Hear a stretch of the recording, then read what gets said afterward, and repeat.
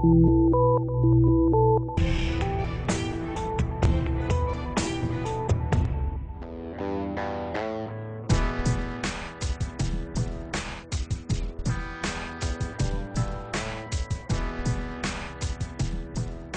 Indian reaction that India was Mother India and that the essential unity of India should not be disrupted. This too was a myth. India was united only in the British Empire. Prior to that, the Mughal Empire existed. Earlier than that, the Maurya dynasties had existed. But these were dynasties in which you knew that the outlying provinces would break away, that the governors you would appoint would suddenly develop ambitions of their own and make independent states. So, even in Mughal times, you had Bijapur, you had Golconda, you had other independent states. And when the British came, you still had 572 princely states throughout, all having their little domains. So it wasn't essentially really fair to talk about the fact that there was a Mother India and that Pakistan represented a vivisection. Even when Pakistan was in an embryonic stage, the partition was often subject to disconcerting rhetoric used by the Indians. Which begs the question, was an insecure Pakistan inevitable? And just how deep did this insecurity actually run? I mean, if you look at the very first year of its existence, 70-odd% of the budget went to defense expenditure. In the Constituent Assembly, when I think it was Ghulam Muhammad at the time, who wasn't the Governor General yet, he stood up in the Constituent Assembly, he said, this is how much money we spent on defense, and everybody unanimously said, yes, well, we have to. Right? Now, that doesn't, I don't think that was necessarily representative. I don't think that there was a representative, that you could have a representative assembly at that time, because so much of the partition politics, or pre-partition politics, was a politics of the Muslim elite outside of what became Pakistan, particularly the UP.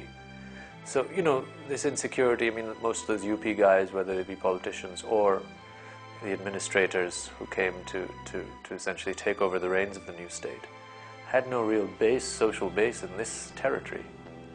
So, if you look at it from their sort of personal viewpoint, Liaquat Ali Khan is a great example.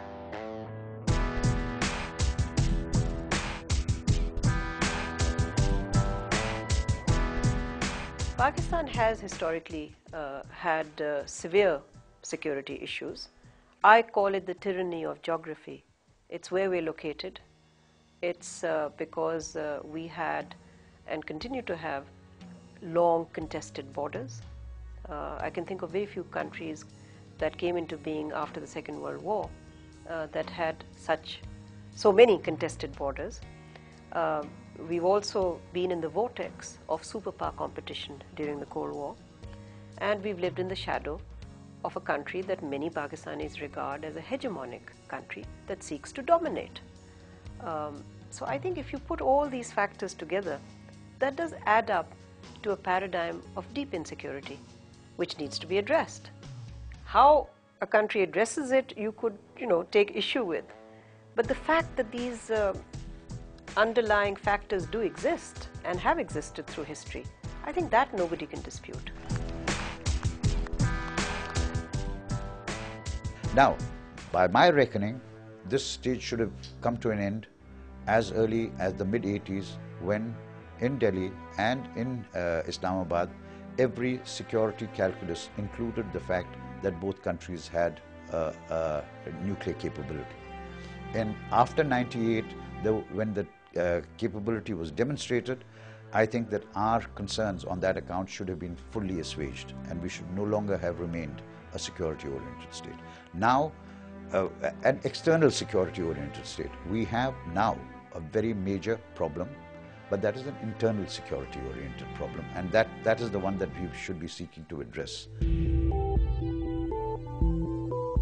Yes, Pakistan, I would say, is insecure because security does not only lie in the armed forces.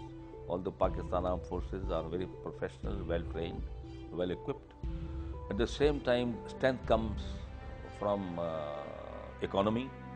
Strength comes from people, if they are well-educated and they have a stake in the country. and all the smaller provinces feel that they are getting a just deal from the federation. So all this brings actually the strength in which we can say that Pakistan is a secure country.